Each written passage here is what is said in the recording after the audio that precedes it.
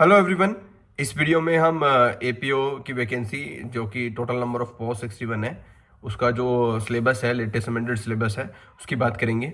Syllabus की बात करने से पहले आप चैनल को सब्सक्राइब कर लो। इस चैनल में हम जो भी लेटेस्ट वैकेंसीज होती है या उनसे रिलेटेड जो भी नोटिफिकेशन होता है वो नोटिफाई करते हैं। अगर आपको कोई भी क्वेश्चन या कोई भी क्वेरी है तो आप मेरे इंस्टाग्राम पे मेरे को डीएम कर सकते हैं या फिर आप यूट्यूब पे भी जो है वो डायरेक्टली कमेंट कर सकते हैं। सिलेबस की बात करने से पहले मैं आपको बता दूं, टोटल 61 पोस्ट जो है वो नोटिफाई हुई है असिस्टेंट पब्लिक प्रोसिक्यूटर ग्रेड 2 की। और उसकी लास्ट डेट जो है वो फॉर्म फिल करने की वो 31 दिसंबर 2025 है। तो उससे पहले पहले आप इनकी ऑफिशियल वेबसाइट पे जाके जो है अप्लाई कर सकते हैं। बात कर लेते हैं सिलेबस की। बात कर लेते हैं सिलेबस की। इसमें प्री मेंस एंड इंटरव्यू होगा। इंटरव्यू जो है वो 60 नंबर का है एंड 5 पेपर हैं मेंस में जो कि 100 मार्क्स के हैं। प्लस जो है वो आपका जो है वो प्री होगा जो कि 300 मार्क्स का है। टोटल 200 क्वेश्चन है उसमें। बात कर लेते हैं इनकी सिलेबस की। जो प्री में है, देखो प्री में जनरल स्टडीज़ है। जनरल स्टडीज़ में जो scientific knowledge and scientific temper, power of reasoning, role learning and conceptual learning, science as a tool of understanding the past, present and future, nature of universe, general scientific laws, mechanic properties of matter, force, motion, energy, everyday application of basic principle of mechanics, electricity and magnetism, light, sounds, heat, nuclear physics, laser, electronics and communication, elements and compound, acid base salts, petroleum products, fertilizers, pesticides, main concepts of life science, classification of living organism, evolution, genetics, physiology, nutrition, health and hygiene, human disease, environment and ecology, related invention in science and technology, current affairs. और इसमें geography of India आएगा जिसमें से 5 questions आएंगे। इसमें location है, physical nature, monsoon, rainfall, weather and climates, weather resource, rivers in India, soil, mineral, natural resources और जो इनसे रिलेटेड है आप इसको कम्प्लीटली देख सकते हैं। और फिर आएगा history, culture of India and Indian national movement, जिसमें जो है 10 क्वेश्चन आएंगे। इंडस वैली सिविलाइजेशन से ये स्टार्ट होके जिसमें Guptas, Delhi sultan, Mughals, Marathas, money kingdom, south India history, national renaissance, earlier uprising against, और जो भी इमरजेंसी ऑफ मतलब इंडियन नेशनल कांग्रेस से लेके जो भी आर्ट एंड कल्चर है, यूनिटी ऑफ इंडिया, बाकी जो भी इसमें कंप्लीट है वो आप इसको वीडियो को पॉज करके जो है देख सकते हैं।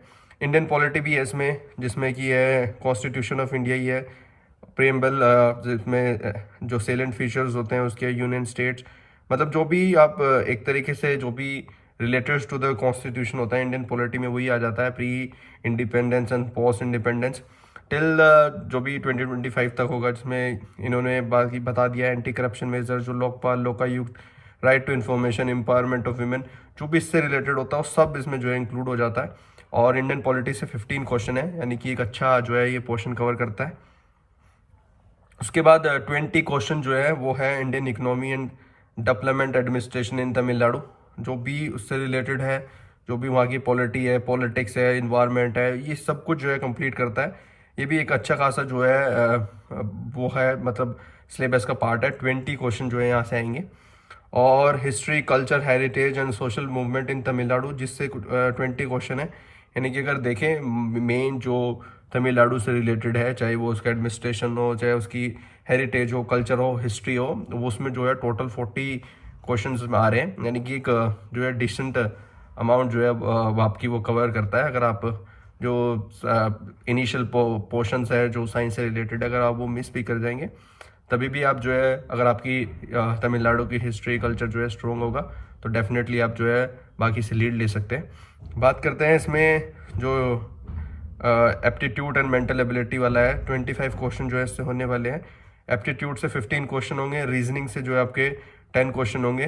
और एप्टीट्यूड में जो है simplification, percentage, highest common factor HCF, lowest common factor जो LCM होता है, रेशियो एंड प्रोपोर्शन, ये जो सिंपल इंटरेस्ट ये जो है कवर करता है। और बाकी रीजनिंग से logical reasoning, puzzle, dice, visual reasoning, alpha numerical reasoning और नंबर सीरीज, ये सब जो है इंक्लूड करता है। बाकी जो आपका नेक्स्ट पार्ट है वो होता है इसमें लॉ का। लॉ की 100 क्वेश्चन जो है ये आएंगे इसमें से। 25 क्वेश्चन जो है वो IPC और भारतीय न्याय संहिता, यानी कि दोनों IPC आप मान सकते हो कि IPC या BNS जो है वो आपकी 25 मार्क्स क्वेश्चन जो है कवर कर रहा है। कोड ऑफ सिविल प्रोसीजर, भारतीय नागरिक सुरक्षा संहिता, एविडेंस एंड भारतीय साक्ष्य अधिनियम। टोटल 25 क्वेश्चन ये जो है एक्ट्स कवर कर रहे हैं। 25 क्वेश्चन जो है वो आपके कॉन्स्टिट्यूशन लॉ से रहेंगे। प्रेम्बल आएगा, फंडामेंटल राइट्स, डीपीएसपी से, और fundamental duties, writ jurisdiction of supreme court and high court, और protection of human rights act, legal aids and legal service authorities act, code of civil procedure. और code of civil procedure को भी जो इन्होंने और restrict कर दिया, notify कर दिया कहाँ से आएगा, जैसे section 9, section 10, 11, order 7, order 8, order 27, और section 79, section 80, order 34, sorry order 14 and section 149 and 151, और सेक्शन 148A। ये जो इन्होंने CPCB से जो है सिलेबस बता दिया है कि इसी से पोर्शन से आएगा।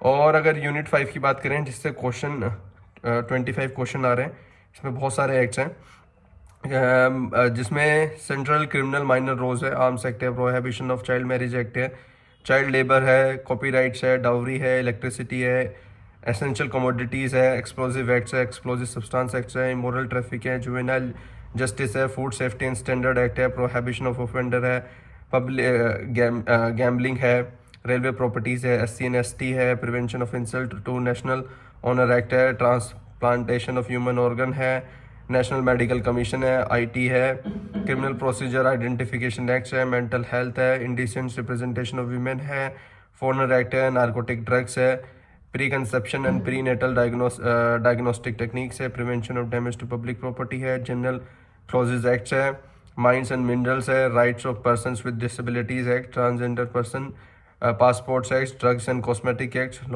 Lotteries regulation act, sexual harassments of women at work place भी है, prevention of children from sexual offence act, और cigarettes and other tobacco product act भी है।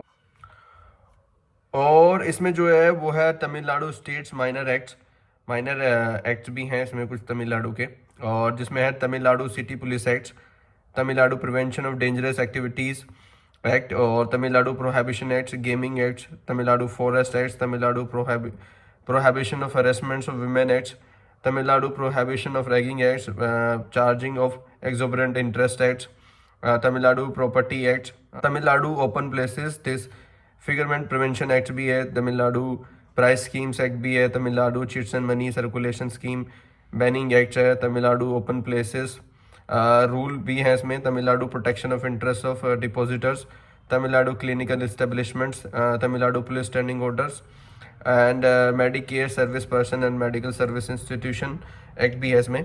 और उन्होंने इसमें जो है वो मेंस का सिलेबस भी बताया। मेंस में जो है आपके वैसे तो एक पेपर है जो लैंग्वेज का है, और उसके बाद लॉ के आपके 4 पेपर हैं, जिसमें paper 1, paper 2, paper 3 and paper 4 है।